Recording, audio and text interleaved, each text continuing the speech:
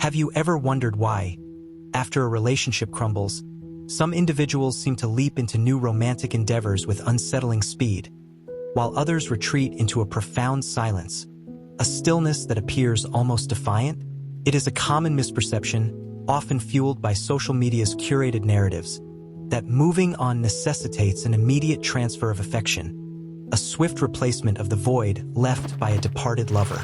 Yet, this often bypasses the very core of healing, mistaking surface-level engagement for genuine emotional progress.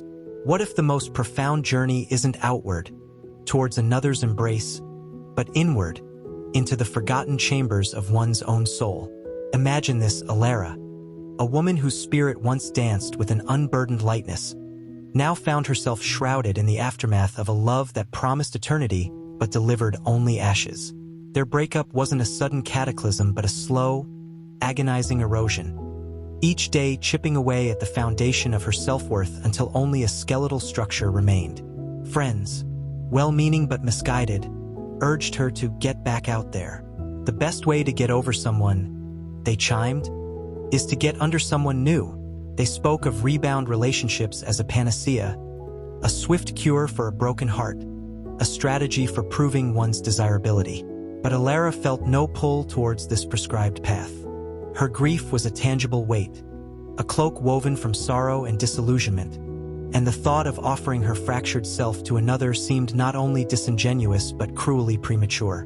She saw her former partner, Leo, seemingly thrive in the social currents, his Instagram feed a vibrant testament to new connections, fleeting smiles, and the superficial buoyancy of new beginnings.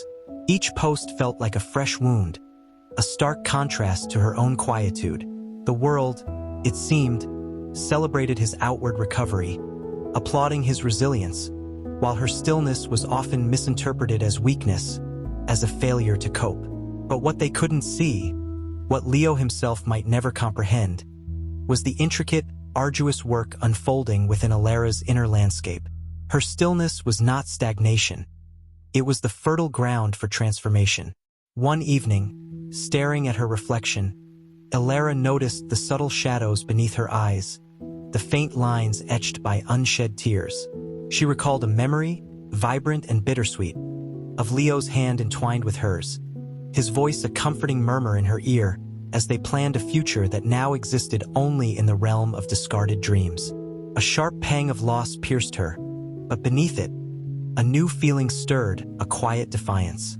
She wouldn't allow her narrative to be dictated by the speed of another's moving on. She wouldn't chase the fleeting validation that a new relationship might offer, not when the echoes of the old one still resonated so deeply within her. This was the beginning of Elara's inward journey.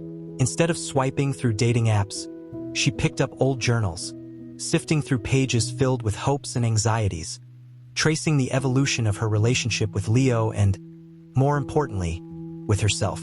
She began to see patterns not just in their dynamic, but in her own recurring responses to conflict, her tendency to prioritize harmony over her own needs, to shrink herself to fit into the perceived mold of what a partner desired. It was uncomfortable, this excavation of her past, this confrontation with the parts of herself she had unconsciously suppressed. This was her shadow work in its rawest form, unearthing the disowned aspects of her personality, the vulnerabilities and fears she had hidden even from herself, much less from Leo. She recognized the projection of her own unmet needs onto him, believing he held the key to her happiness, an illusion that ultimately crumbled under the weight of its own impossibility. She started attending a quiet yoga class, not for the physical exertion, but for the enforced stillness, the moments of breath and presence that allowed her mind to settle, to observe the cascade of thoughts without judgment. She read books, not self-help guides promising quick fixes, but philosophical texts that challenged her perceptions of love, loss, and identity. She found solace in the words of the Stoics, in Marcus Aurelius's meditations on inner tranquility and self-sufficiency. The happiness of your life depends upon the quality of your thoughts, she read, and the words resonated deeply. She began to understand that her emotional equilibrium was not dependent on an external partner, but on the cultivation of an internal fortress, a stoic resilience built from disciplined thought and self-awareness. There were days when the grief would surge, overwhelming her with its intensity. On those days, she allowed herself to feel it, truly feel it, without judgment or distraction. She understood that healing pain wasn't about bypassing it, but about walking through it, acknowledging its presence, and allowing it to dissipate naturally, like a storm eventually giving way to clear skies. She journaled relentlessly, pouring out her anger, her sadness, her fear of being alone. Each word written was a small act of self-possession, a reclamation of her emotional sovereignty. She began to see that the emptiness she felt wasn't a void to be filled by another, but a sacred space, an invitation for individuation, for the blossoming of her authentic self, unencumbered by the expectations or reflections of a romantic partner. She was, in essence, becoming her own lover, her own companion, her own source of validation. Elara's journey was a testament to the profound power of self-discovery after rupture. The archetype she embodies is that of the hermit, not in isolation from the world, but in a deliberate withdrawal to cultivate inner wisdom. She is the seeker of truth within, the one who understands that genuine transformation springs from introspection, not from external distractions. Her theme is one of profound self-reclamation, a courageous journey from external validation to internal fortitude. She demonstrates that true healing isn't about how quickly you can move on to the next person, but how deeply you are willing to move inward, to confront your own shadow, and to rebuild your shattered sense of self from the ground up. You, too, might find yourself at a similar crossroads. Perhaps you've felt the societal pressure to bounce back, to parade a superficial happiness when your soul yearns for solitude. Understand this: your intuition, your need for introspection, is not a flaw. It is a profound strength. Dare to defy the common narrative. Dare to choose the path less traveled, the path inward. Give yourself the grace and the space to heal, to discover who you truly are beyond the confines of a relationship. Embrace the quietude, for it is in the stillness that true rebirth begins. What forgotten aspects of yourself are waiting to be rediscovered in the silence? The whispers of societal expectation often champion the act of moving on, implying a swift detachment from past emotional landscapes, a clean break. Yet, what if the true strength lies not in severing ties, but in integrating the experiences, even the painful ones, into the fabric of who you become? It is a common misconception that closure is an external event, granted by a final conversation or a new relationship, when in truth it is an internal construction, a profound shift in perspective. As Elara continued her journey, the initial sting of Leo's perceived ease began to dull, replaced by a quiet curiosity. She observed the frenetic pace of modern life, the constant push for external validation, the fear of stillness. She recalled the profound wisdom of Carl Jung, who spoke of the anima and animus, the unconscious feminine and masculine principles residing within each individual. Jung posited that a crucial aspect of individuation, the process of becoming a whole, integrated person, involves recognizing and integrating these inner counterparts. For Elara, much of her identity had been externally validated through her relationship with Leo, her anima projecting onto him the qualities she sought to embody but hadn't yet cultivated within herself. She had sought her completion in his presence, rather than discovering it within. One does not become enlightened by imagining figures of light, but by making the darkness conscious, Jung often asserted. This profound statement became a guiding star for Elara. She had spent years, perhaps her entire adult life, projecting her own desires, her own fears, her own sense of incompleteness onto others, particularly onto Leo. The darkness Jung referred to wasn't evil, but the unexamined aspects of the self, the shadow elements that remain unconscious and therefore have a powerful, often detrimental, influence on one's relationships and life choices. Her initial pain, the sharp ache of abandonment, had been the catalyst for this internal excavation.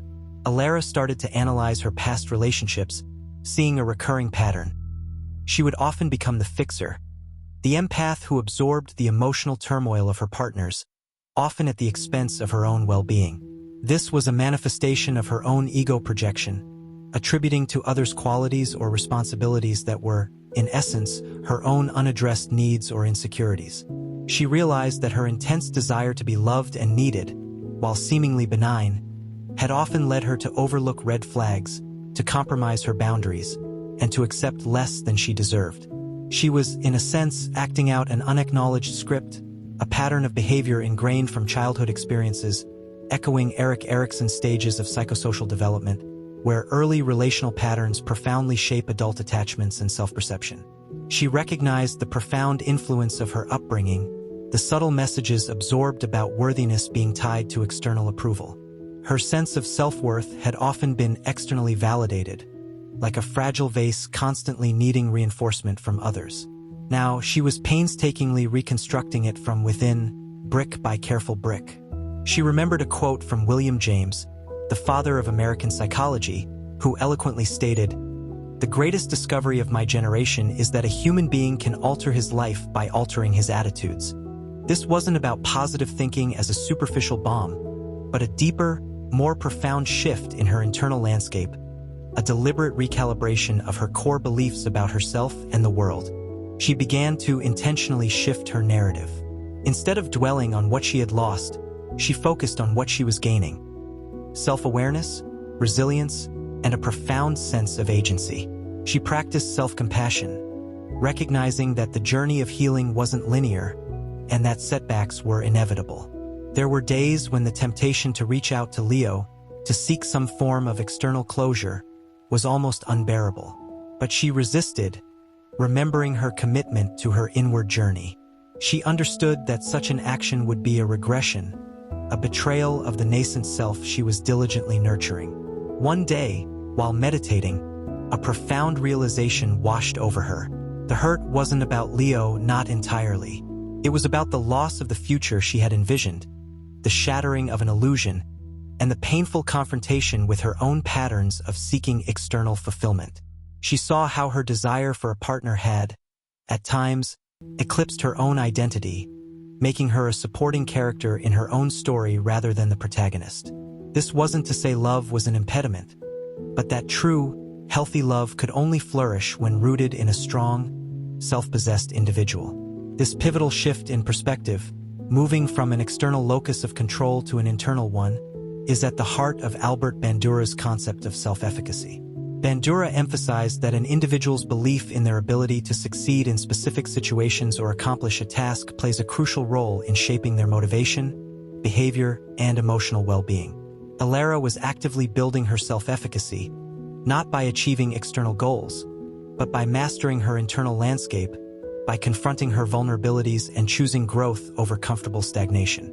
The archetype that continues to emerge from Elara's unfolding story is that of the sage, a seeker of knowledge and wisdom, often through profound introspection. Her journey is defined by the theme of internal integration, a deliberate process of weaving together the fragmented pieces of her past and present into a cohesive, authentic self.